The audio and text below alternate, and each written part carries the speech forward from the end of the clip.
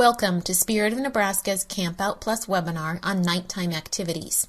Nighttime in the outdoors can be a wonderful opportunity for your Girl Scouts to experience new things, have fun, as well as challenge them to conquer some fears.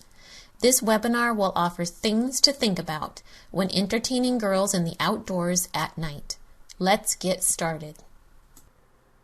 Whether you are planning a hike, cookout, camp out, or more, you need to prepare your troop for the best experience. Progression in the outdoors is the Girl Scout way of helping you get your troop ready. What is progression? It is a series of steps toward a destination. Do not forget to take your girls through stages of outdoor experiences to give yourself a better chance for the nighttime experience to be the best it can be.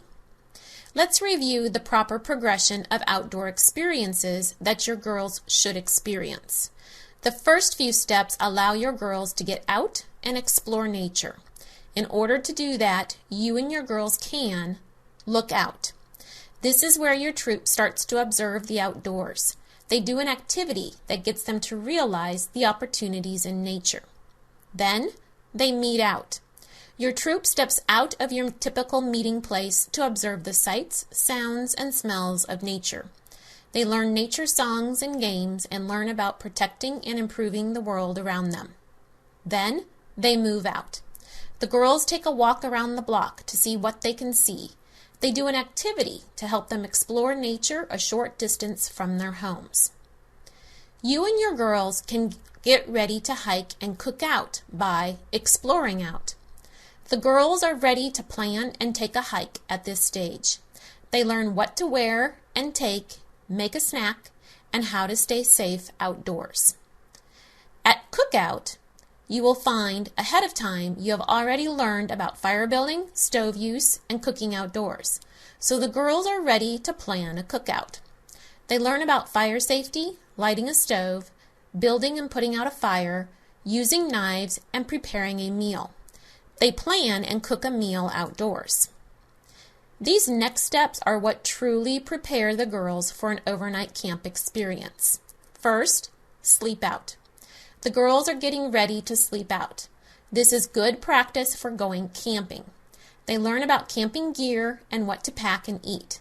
They then plan an overnight close to home. At camp out, the girls are getting ready to camp out. They have done a sleep out. But before going, they learn about tents, knots, and fun programming. They plan and go on a camp out. Travel out. This is where your girls participate in specialized and advanced courses to do more extensive outdoor travel, such as backpacking, hiking, or archery. Be sure to remember progression with any outdoor activity you introduce to your girls. If you have not already thought of the things you may need to address when taking your girls outside at night, then this will be helpful for you. 9 different nighttime scenarios are outlined and offer you numerous ideas on how to address them. These are simply ideas. Feel free to use these ideas as a springboard for many other great ways to take care of nighttime situations. What were those sounds? Can you identify them? Well, those are exactly the sounds that Mary will likely hear at camp. If she is afraid of those night noises, what can you do? Before going to camp or before it gets dark, talk to Mary and all other girls about nighttime noises and what they could be. Play CDs of night noises at a troop meeting or in Mary's room before the camp-out experience to help her get used to the noises. And have Mary sleep in a tent with a friend that can possibly comfort and support her. Amy is one of those girls that gets homesick, and because of it, she doesn't want to camp. You are likely to have a few Amys if you are working with younger Girl Scouts. So what should you consider? Progression is the key.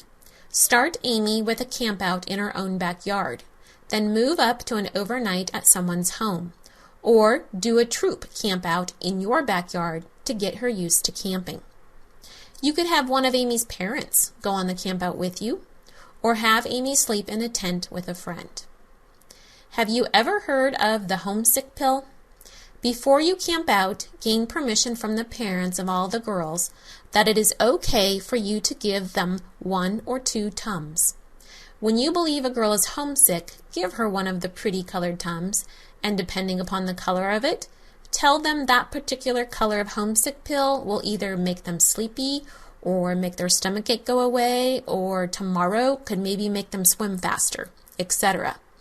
The Tums calms an upset stomach, and the power of persuasion works pretty good. Shayna is afraid of the dark. It is amazing what can happen to a group of girls once the sun goes down. But it's going to happen, so how can you make that transition better for Shayna and other girls? The trick is to give her a variety of different lighting options. You could leave a flashlight on in the tent. You could place a glow stick in the tent between the girls. This will give off just enough light to make it not so dark, but not light enough to keep the girls awake. Or you could use solar lights outside of the tents to give off enough light to make Shayna and the others feel comfortable. Let's continue to consider more nighttime scenarios that should be addressed. First, Letitia wets the bed occasionally and is embarrassed to go camping. Communicate with Letitia's parents to understand what causes the bedwetting and how they would like you to handle or manage it. One option is to have Letitia go to the shower house or restroom to change and get ready for bed. There she can put on a pull-up without anyone knowing, which will make her feel comfortable. In the morning, she can do the same thing to get dressed. Sonia is probably not your only Girl Scout that is terrified of bugs. If you are outside for any amount of time, day or night, you will see bugs somewhere, somehow. Progression is the key here also. Start with having the girls play outside, then move up to a campfire to get used to nighttime bugs. Sonia then should also experience a backyard campout. Be sure to facilitate an activity that purposely has the girls looking for and working with bugs. It helps take the fear away, and the girls can learn that bugs are just a part of nature. The girls are so excited to be sleeping in a tent for the first time that they are not falling asleep. Set expectations prior to going on the campout. Set a firm quiet time of 10 p.m., depending upon the grade level of the girls and the evening activities. Talk to the girls about all of the activities planned for the next day, so they will want to get a good night's sleep to be ready for those activities. And keep sweets to a minimum. Oh yes, sometimes we forget the role that sweet treats or drinks can play to some girls' behavior or ability to chill out. Weather is always something you have to address when taking girls into the outdoors during the daytime or nighttime. What should you do if common thunder and lightning wakes the girls up in the middle of the night? Consider this. Talking to the girls about what to do if this happens. Planning is the key. Reassure them they are safe and they should go back to sleep. And if lightning is too close, move the girls to an available indoor location or shelter on the campground. What do you do if there is severe weather in the area and weather alerts for severe thunderstorms or tornadoes have been posted? This one is all about being prepared. As the adult volunteer, you should do the following as you plan your camping trip and or immediately upon arrival of the campsite. First, know the place you are staying and where the shelters are located. 2, you may choose to communicate with your designated parent contact at home, and you may ask that contact to communicate with the girls' parents. Discourage parents from calling you directly, as your attention will need to be on the girls rather than answering numerous phone calls. And number 3, monitor the weather before and during your stay, either using a weather alert or an app on your cell phone. For the girls, you should tour the site and cover the plan before anything happens. Use the term thunderstorms and not tornado. If you do need to seek shelter, keep calm, as this will set the tone for the girls. Plan songs or games during this time to keep their minds off of what is going on around them. Once all clear, call your parent contact and let them know everyone is okay. Remember that it helps the girls to know that there is a safe place to stay and that there is a plan. This can sometimes fend off any fears to begin with. We all hope that our outdoor adventures do not need to put the plan into action. Here is another situation to consider. Because of the number of tents you have and the number of girls on your camping trip, you must assign 3 girls to each tent. But Becky and Hannah are best friends and ask for a tent to themselves. What are your options? One thing you can do is split them up, whether they like it or not. But then they are not in a tent together. You can talk to them about making new friends, and they can't do that if they have a tent to themselves.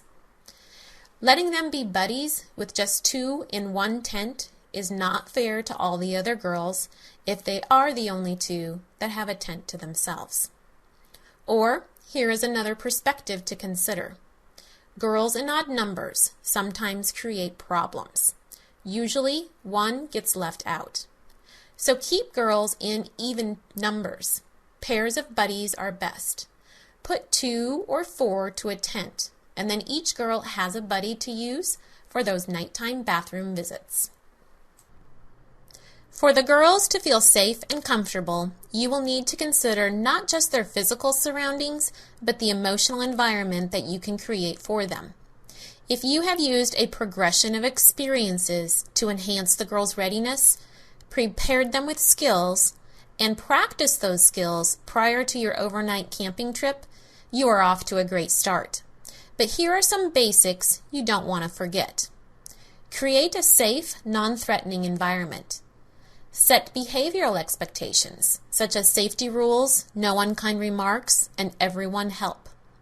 Let girls know what to expect, like night noises, capers, caring for own belongings, bathroom facilities.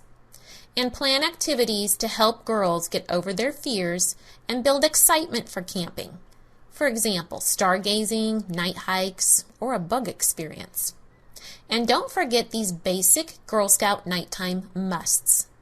Enforce the use of the buddy system. Make sure each girl has a flashlight. Remind the girls to keep their shoes and socks close by for those nighttime bathroom runs. And keeping them warm if the weather is cool or cold so they can rest comfortably. However, we all know that keeping them cool in super hot temperatures is just as important. What to do. There are so many fun things to do with your Girl Scouts at night. There's hikes, there's games, there's dancing, there's singing, and campfires, just to name a few.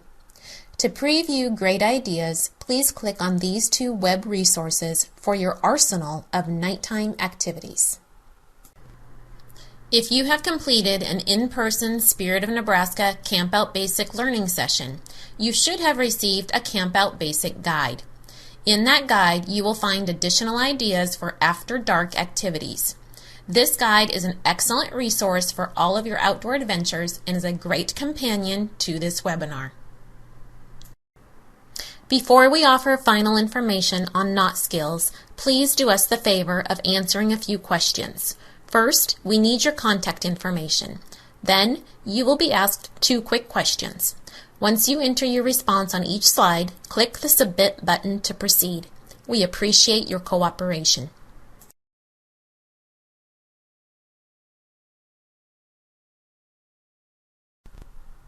Thank you for visiting Spirit of Nebraska's Camp Out Plus webinar on nighttime activities. The goal of this webinar was to remind you of the steps to progress your girls to an overnight outdoor experience and to offer many ideas on things to do in the outdoors at night. Please join us for more of Spirit of Nebraska's Camp Out Plus webinars that focus on knot skills, tents and shelter, or hiking. Thank you and have lots of fun in the outdoors with your girls with or without daylight.